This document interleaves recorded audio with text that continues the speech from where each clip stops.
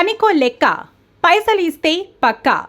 శ్రీరాములపల్లిలో రాజ్యమేలుతున్న అవినీతి, నిరుపేదల నుండి వసూళ్లు, మ్యూటేషన్, పేరు మార్పిడి, ఇతర పనులకు దండుకోవడమే. డెత్ సర్టిఫికేట్, మ్యారేజ్ సర్టిఫికేట్లోనూ చేతివాటం. మాజీ సర్పంచ్ డెత్ సర్టిఫికేట్కు డబ్బులు వసూలు చేసిన వైనం. ఓ సర్టిఫికేట్ కోసం ఏకంగా కులాన్ని మార్చేసిన ఆఫీసర్. ఇంత జరుగుతున్న అధికారుల పట్టింపు కరువు. గ్రామంలో వారిద్దరి తీరుపై జనం ఆగ్రహం.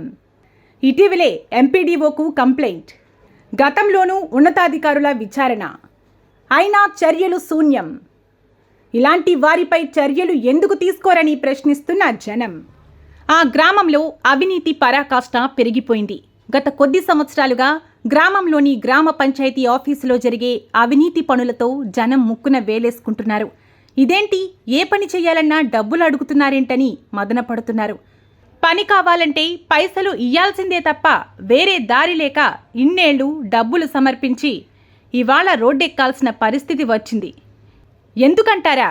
వారు చేసిన అవినీతి భాగోతం అంతా ఇంతా కాదు. ఆఫీసర్లకు చెప్పినా పట్టింపు లేదని, విచారణకు వచ్చి చేతులు దులుపుకుంటున్నారని, ఇక ఊరుకునేది లేదని ఆగ్రహంతో ఉన్న ఆ ఊరి జనం కలెక్టర్కు ఫిర్యాదు చేసేందుకు సిద్ధమవుతున్నారు.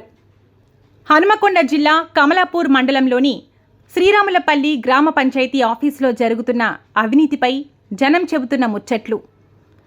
ఇదిగో ఈ వీడియోలో కనిపిస్తున్న ఇంటి పేరు మార్పిడి కోసం రాపల్లి సారంగం కుటుంబం ఎంత సమర్పించిందో తెలుసా? ఎంత ఇబ్బందులు పడిందో తెలుసా? 12,000 రూపాయలు ముట్ట చెప్తే కానీ పని కాలేదంటే ఈ పంచాయతీ ఆఫీసులో ఏం జరుగుతుందో ఇట్టే తెలిసిపోతుంది. ఈ విషయాన్ని ఆ యజమాని ఆఫీసర్ల సమక్షంలో చెప్పినా ఎలాంటి చర్యలు లేవు. ఇది ఒక్కటే కాదు, ముస్లిం కుటుంబానికి చెందిన ఇంటిని గ్రామానికి చెందిన ఓ వ్యక్తి కొనుగోలు చేసి మార్పిడి కోసం ఆఫీస్కి వెళితే పని కావాలంటే చాలా ఇబ్బందులు ఉన్నాయని మాయమాటలు చెప్పి ఇంత సమర్పిస్తే కానీ పని కాదనడంతో డబ్బులు ఇస్తే గానీ పని కాలేదు. చివరికి ఆఫీసర్ చేసింది పెద్ద తప్పిదం ఏమిటంటే ఏకంగా కులాన్నే సర్టిఫికెట్లో మార్చేసి అక్రమ పని చేసి పెట్టింది. ఇంత పెద్ద తప్పిదం విచారణకు వచ్చిన ఆఫీసర్లకు కానీ పాలకులకు కానీ తెలవకపోవడం గమనార్హం. మా మనవరాల గురించి ఒకటి ఇల్లు కొంటున్నాం, తురుకోళ్ళది. ఆ ముస్లిం అమ్మాయిది పేరట రిజిస్ట్రేషన్ ఉన్నది, ఇదివరకు గ్రామ పంచాయతీలో రికార్డులో ఉన్నది. అయినా దాన్ని మా పేరట చెల్లించాలంటే పైసలు కావాలనే ఆలోచనతోటి కొన్ని రోజులు తిప్పుకొని మళ్ళీ ఆమె మనకు చేయాలి అనే ఆలోచన వెంబడి మళ్ళీ ఆమె దగ్గర పోతే ఆమె ఇంకో ముస్లిం మతాన్ని పట్టుకొని మనకు క్లియర్ చేసి ఇచ్చింది. అది మళ్ళీ వేరే రూట్లో పోవాల్సి వచ్చింది. ఇది వీళ్ళ దగ్గర ఉన్న బాపతి అటు పోయిందా అనేది ఇది మేము చేసి ఆ కాగితాలు పట్టుకొని రిజిస్ట్రేషన్ చేయించుకున్నాం. ఇక ఆఫీసులో ఏ పని చేసుకోవాలన్నా జనం ఎంతో కొంత సమర్పిస్తే గానీ పని కాదన్న వాదనలు వినిపిస్తున్నాయి.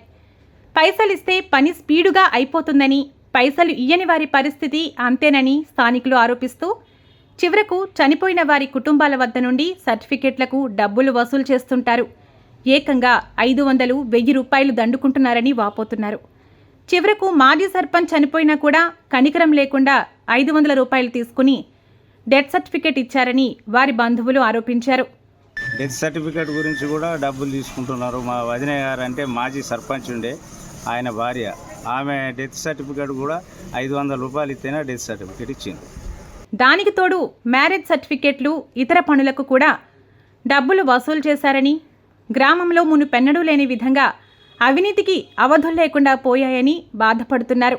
మా ఊళ్ళో కారోబార్ కానీ కార్యదర్శి కానీ ఏదైనా మ్యారేజ్ సర్టిఫికేట్ కానీ లేదంటే ఇండ్ల పర్మిషన్ కానీ పాత ఇండ్లు కూలగొట్టుకొని మళ్ళీ మీటర్లు కావాలన్న వాళ్ళకి కానీ బాగా ఇబ్బంది పెట్టి లంచాలు తీసుకుంటారు సార్. మనిషికి ఎంత మ్యారేజ్ సర్టిఫికేట్ 2,000, ఇళ్ళ పర్మిషన్లు అయితే ఇక లెక్కలేదు 20,000, 30,000 డిమాండ్ చేసి తీసుకుంటారు సార్.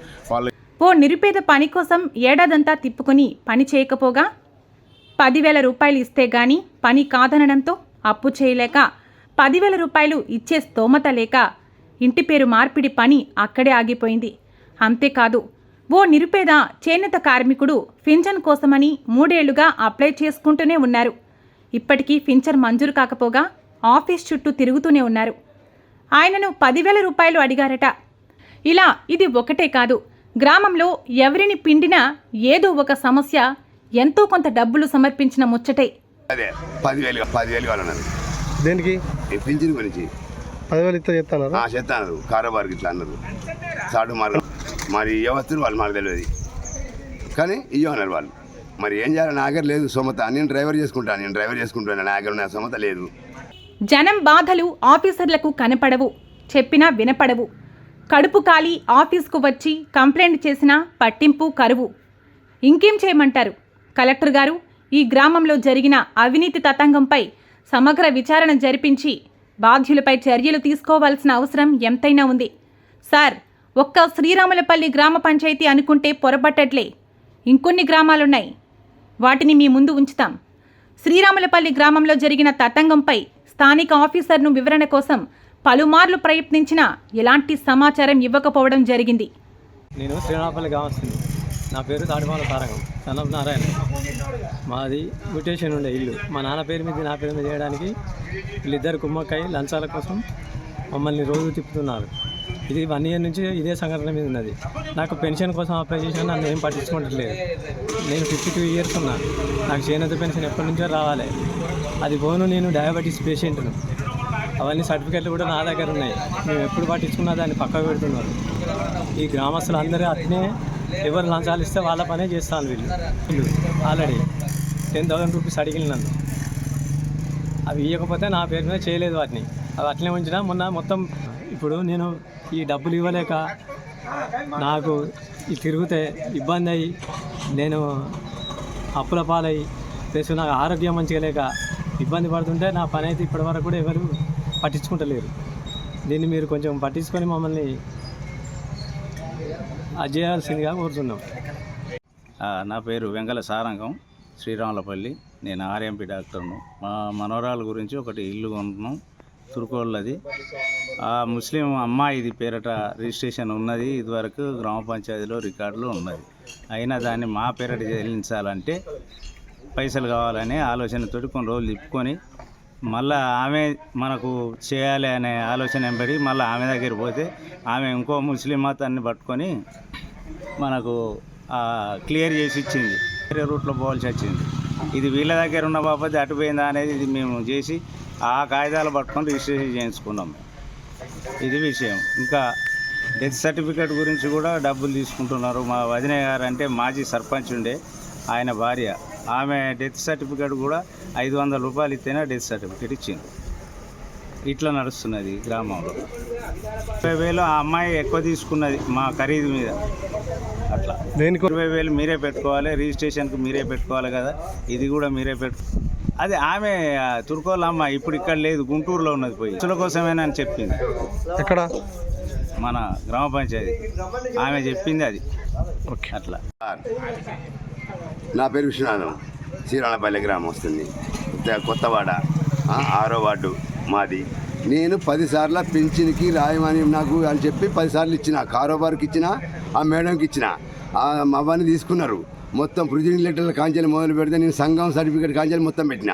అన్నీ పెట్టినా నేను మొగ్గనేసిన కాంచెలు సర్టిఫికేట్లు అని పెట్టినాక సరే ఓకే అన్నారు. ఓకే అని చెప్పి ఏం చేసిండు, అట్లా 4 సార్లు పెట్టినా అవి ఎక్కువ పోయినాయి మావా అని ఈయన అన్నాడు. 59 సంవత్సరాలు నేను పెట్టి 3 సంవత్సరాలు అయితే ఆయనకి ఇచ్చి పెంచింది. 3 సంవత్సరాలు అయితే ఇచ్చి ఆయనకు. ఇంతవరకు నాకు రిపోర్టు నాకు ఏం చెప్పింది లేదు. లేవు పైసలు ఇస్తా అన్నా కానీ నాకు అద్దన్నారు. మరి పైసలు కావాలంటే సపోర్ట్ చేస్తారు వాళ్ళు. అదే 10,000 కావాలన్నారు. దేనికి?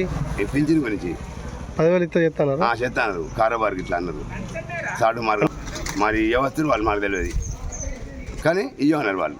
మరి ఏం చేయాలి? నా దగ్గర లేదు సొమత. నేను డ్రైవర్ చేసుకుంటాను నా దగ్గర నా సొమత లేదు. రోజు కూలీ డ్రైవర్ కదా నాది. అందుకని చెప్పినా నా మాట ఎన్నిసార్లు పైన ఏమైంది అంటే వస్తుంది అన్నారు. ఇప్పటికి 5 సంవత్సరాలు అవుతుంది నేను ఇచ్చి. ఇంతవరకు రిపోర్ట్ లేదు, నాకు ఇచ్చిన లేదు. మరి ఏం చేయాలి సార్ చెప్పండి మీరండి. మా శ్రీరాములపల్లి అండి. నా పేరు పాపిరెడ్డి వీరాటి.